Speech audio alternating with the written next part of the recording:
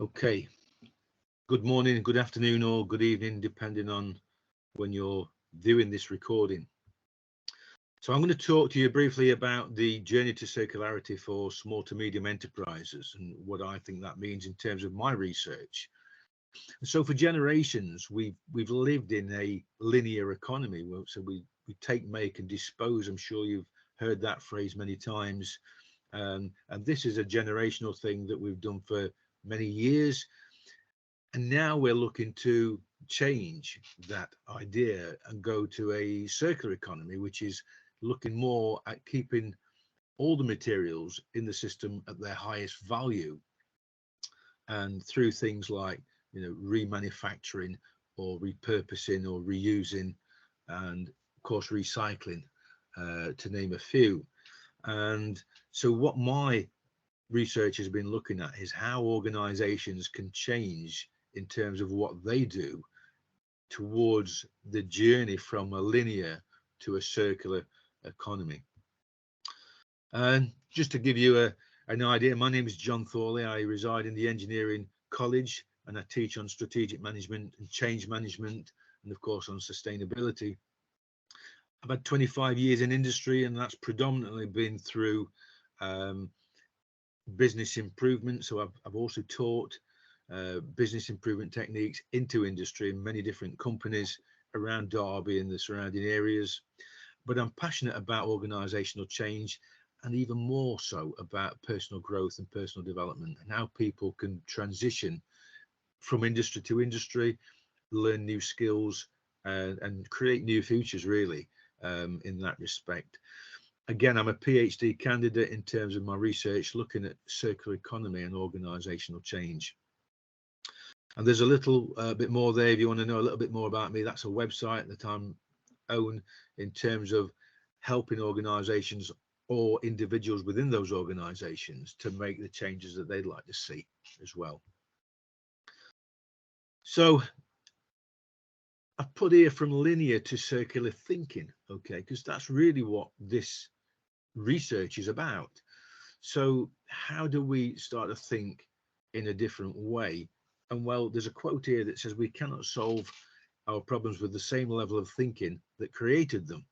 And if you're wondering who that was, it's Albert Einstein. And it's never more true than in this particular scenario. As I've said before, we've all my life, and all people of my age, we've lived through a linear economy and thought of nothing different.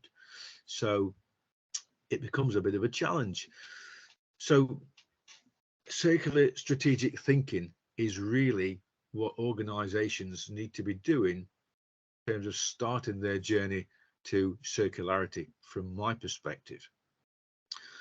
And the question is, well, who does the strategic thinking? And with my background of business improvement and change in organizations and in terms of academic research, but what I've seen and what I've done myself is I'm the one person within an organization that's taken 100 steps to try and induce change. Okay, many people try that approach, but actually it's far better for 100 people within the organization to take one step together. And it's the second, the latter there, the philosophy, if you like, around the change that makes the difference, in my view, and of course within my research. So it's thinking about how can we get 100 people to take that step forward together. And I've coined that a coalition of the willing. Not everybody's willing to step up for different reasons to make those changes, but there's always people around you in your organization and outside of your organization that are willing participants, if you like. So start with a coalition of the willing. And of course, when we start to think about the things that we need to do, it's going to be first and foremost some kind of collaboration. We can do very little on our own, whether that's inside an organization or looking outside of the organization as well.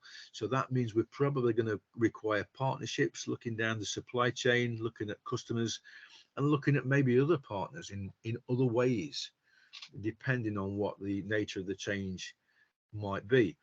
It's going to take a whole lot of communication and thinking slightly different in systems. rather than sort of small aspects. So we're going to need to think a little bit bigger when we start to think about the solutions of working in operating in a different way. So typically with strategic management, the first part is to create the vision for the future, and that's probably quite easy to do. So, you know, many companies might just say by 2030, because that's far enough in the future not to have to worry about things too much right now. 2030, we're going to be circular in our nature, or we're going to certainly be significantly more circular than what we were in the future. And that creates kind of a prescriptive strategy, if you like. And that's often how strategy is thought upon. So we create a vision, and then we create all the objectives that we need to create the path towards getting from A to B. But of course, we know, as it suggests in the image there, that we know it's not going to be a straight linear direction here, but it's actually going to be possibly a long and winding road. This journey is not going to be simple and straightforward. Lots of undulation, lots of twists and turns. And I think that really, again, that philosophy has to be something that we consider when we start to think about strategy.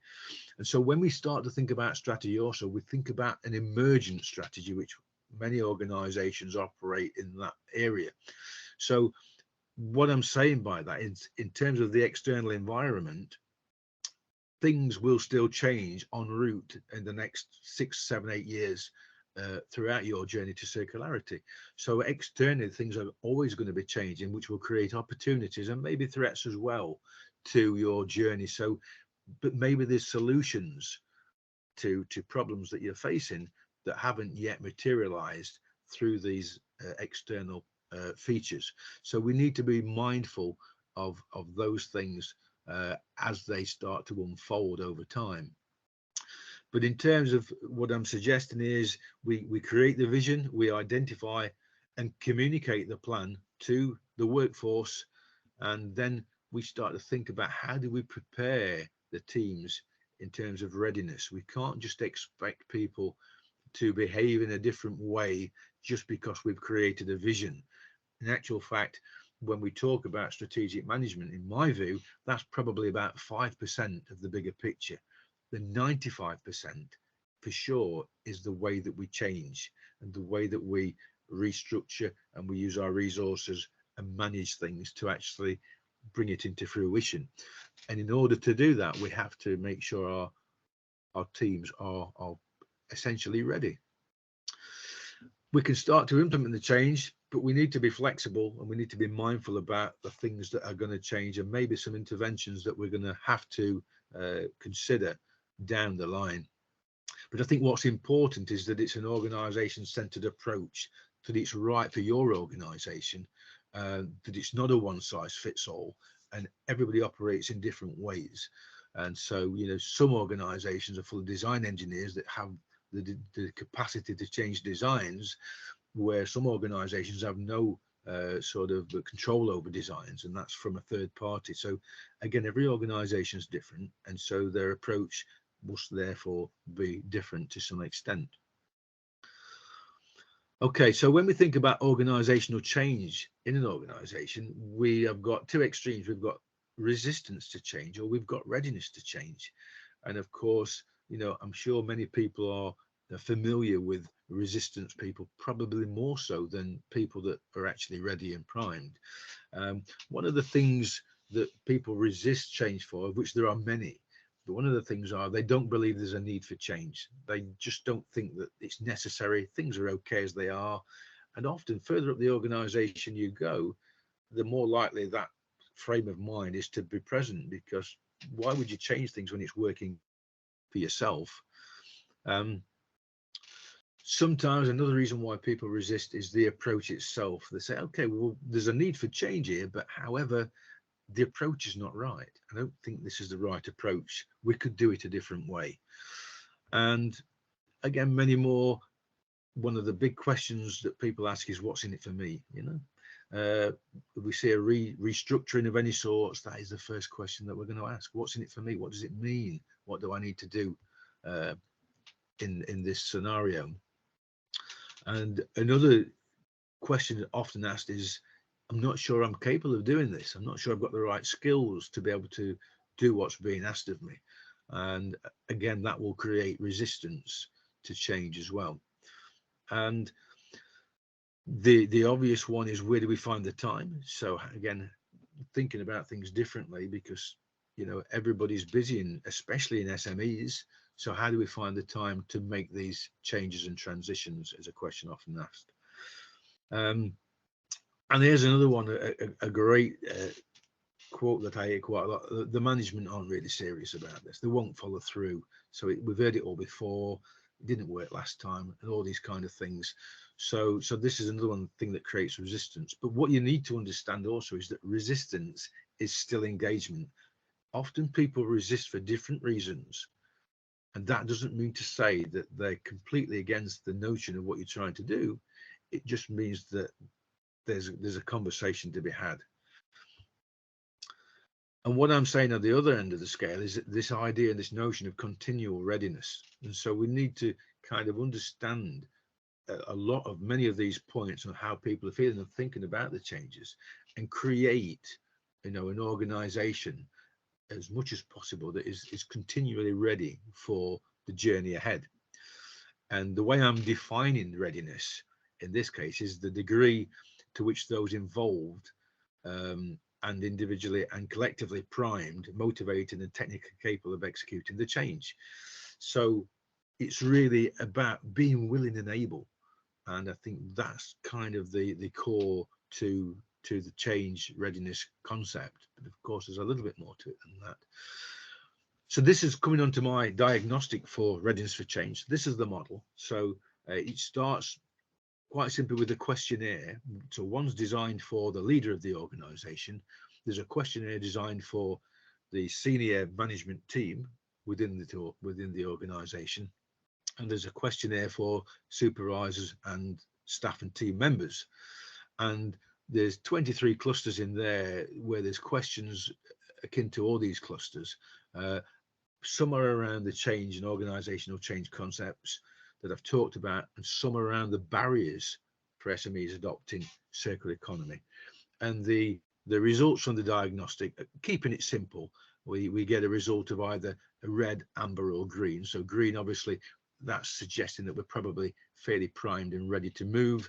Amber's come somewhere in between, but red obviously is a bit of an issue, and that maybe we need to think about, maybe an intervention of sorts. So quite simply, the questionnaire on the leader scale can be delivered through, quite simply, a spreadsheet where there's a series of statements, as you can see, 76 questions to complete. That they're answered from a scale of 1 to 5, of whether you strongly agree or whether you marginally agree. And what that does then is it creates some feedback in clusters. Okay, so you can see which ones are either red, amber, or green in terms of the clusters. We've got some different descriptors there. They're pretty much what I've just discussed in the slides I threw earlier about the need for change and the kind of change, the approach to it, etc. Just using different terminology. And then you can generate a report which just identifies the ones highlighted in red, and alongside that there's some strategic questions, and there's some things for you to consider, that it is designed for you then to think about what kind of interventions you might want to make in order to get people ready, capable, primed to, and motivated to make the changes necessary. Of course, if you wanted to do that, so the next steps would be, if you wanted to actually, as a leader, take the questionnaire, you can simply email me there at j.thorley@derby.ac.uk. If you do that, what I would send you is a simple form out with 8 questions, just to get some feedback on what you think about the diagnostic. And if you want more, then what we could do is we could arrange to get the diagnostic delivered to the entire workforce, the senior management, so the different types of questionnaires. That would be delivered via email through Microsoft Forms, and then of course the information would be collated over time and presented back so you can do some real-time thinking in terms of strategic options towards how you create that readiness for change on your journey to circularity. So that's pretty much it from me. There's some key references there that you might want to just follow through. Of course, there's many more references that I've used, but that's just a few that will lead you down to the sort of things I've been talking about. Again, any questions, if you want to email me, happy to have a chat with anybody at any time. That's absolutely fine. So good luck with your studies, and maybe I'll see you in the future. Cheers now.